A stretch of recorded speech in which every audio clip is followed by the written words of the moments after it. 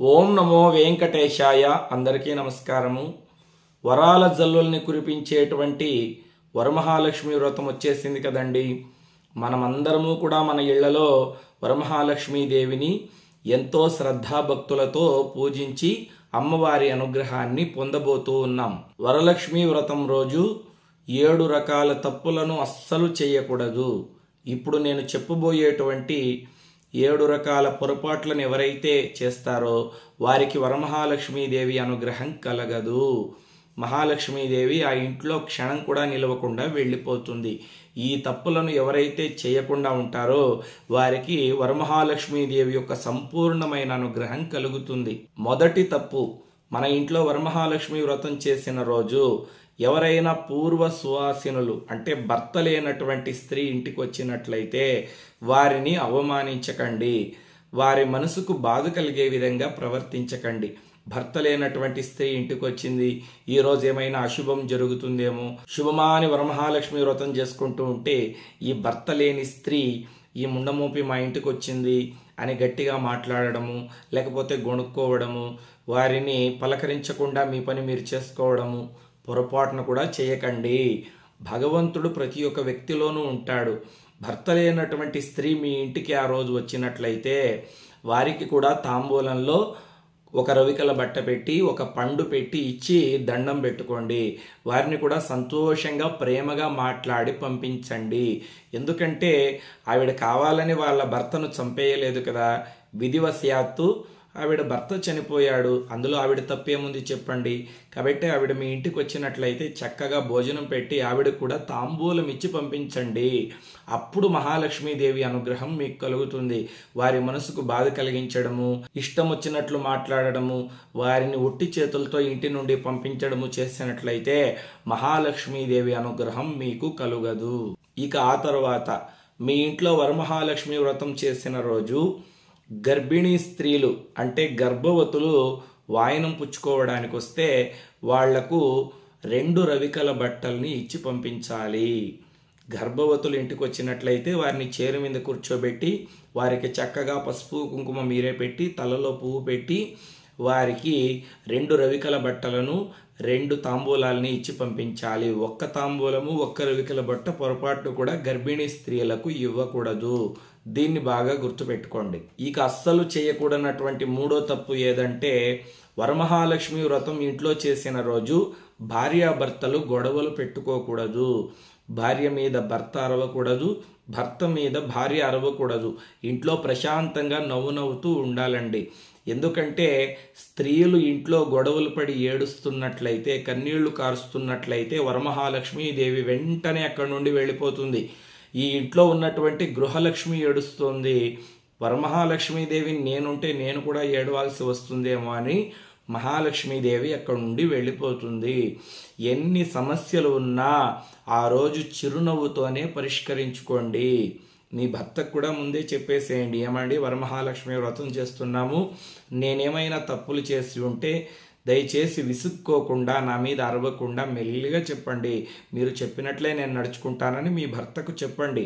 అదేవిధంగా మీ భర్త ఏదైనా తప్పు చేసినా కూడా ఆ రోజు మీ భర్త మీద అరవకండి. ఆ రోజు సంతోషంగా గడపాలి, సంతోషంగా మహాలక్ష్మీదేవిని పూజించాలి. ఇక ఆ తర్వాత వరమహాలక్ష్మి వ్రతం చేస్తున్నప్పుడు అంటే అమ్మవారిని పూజిస్తున్నప్పుడు మీ సెల్ ఫోను సైలెంట్లో పెట్టేసేయండి లేదా స్విచ్ ఆఫ్ చేసేసేయండి. అంతేగాని అమ్మవారికి పూజ చేస్తూ వెంటనే వాట్సాప్లో స్టేటస్లో ఎవరెవరు వరమహాలక్ష్మీదేవిని ఎలా పెట్టారో, వాళ్ళ ఇంట్లో ఎలా అలంకారం చేశారు అని చూడడము, కాసేపు పూజ చేయడము, ఫోన్లో తొందరగా వాయనానికి రండి పిన్ని గారు, నేను వేరే ఇంటికి వెళ్ళాలి అని మాట్లాడుకోవడము, ఇవంతా పూజ అయ్యే వరకు చేయకండి. ముఖ్యంగా వరమహాలక్ష్మి వ్రతం చేసేటువంటి స్త్రీలు నేల మీద కూర్చోకూడదు. ఒక చాప మీద కానీ ఒక పీట మీద కానీ కూర్చొని చక్కగా పూజ చేసుకోండి. పూజ చేసేటప్పుడు ఈ చూపుడు వేళ్ళని వాడకూడదు. ఈ 3 వేళ్లతోనే పూలను అక్షతలను సమర్పించాలి. అంటే వరమహాలక్ష్మీదేవిని పూజించేటప్పుడు ఈ చూపుడు వేళ్ళను వాడకూడదు. ఈ 3 వేళ్లతోనే అమ్మవారికి పూలను సమర్పించండి. అదేవిధంగా అక్షతలు సమర్పించండి. కుంకుమార్చన చేసేటప్పుడు కూడా ఈ 3 వేళ్లతోనే కుంకుమార్చన చేయాలి. ఈ చూపుడు వేళ్ళని వాడకూడదు. ఇక వరమహాలక్ష్మి వ్రతం చేసేటువంటి రోజు నల్ల రంగు వస్త్రాలను ధరించకూడదు. నల్ల రంగులో ఉన్నటువంటి రవిక కావచ్చు, చీరను కావచ్చు స్త్రీలు ధరించకూడదు. ముఖ్యంగా జుట్టు విరబోసుకొని ఇంట్లో తిరగకూడదు, జుట్టు విరబోసుకొని పూజ చేయకూడదు. చాలామంది మహిళలు ఇలా ఫ్యాన్సీగా జుట్టును విరబోసుకొని ఒక చిన్న క్లిప్ వేసేసి అలాగే వాయనానికి వెళుతూ ఉంటారు, అలాగే పూజ చేస్తూ ఉంటారు. ఆ పొరపాటు అస్సలు చేయకండి. వరలక్ష్మి వ్రతం రోజు చక్కగా జడ వేసుకొని తల నిండా పూలు పెట్టుకోండి, చక్కగా ముఖానికి పసుపు రాసుకొని కుంకుమ బొట్టు పెట్టుకోండి, చేతి నిండా గాజులు వేసుకోండి, సాంప్రదాయబద్ధంగా చీర కట్టుకోండి.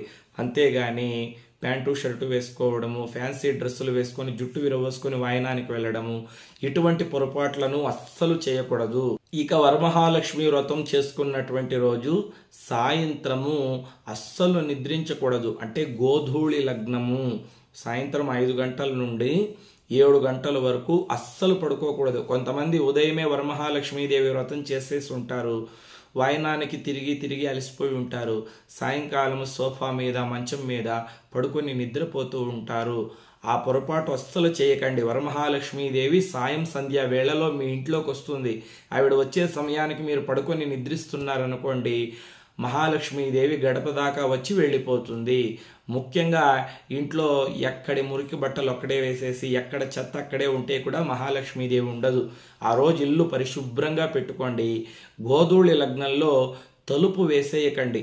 చాలామంది ఇంట్లో వరమహాలక్ష్మీదేవిని అలంకారం చేసి బంగారు నగలంతా పెట్టి ఉంటారు.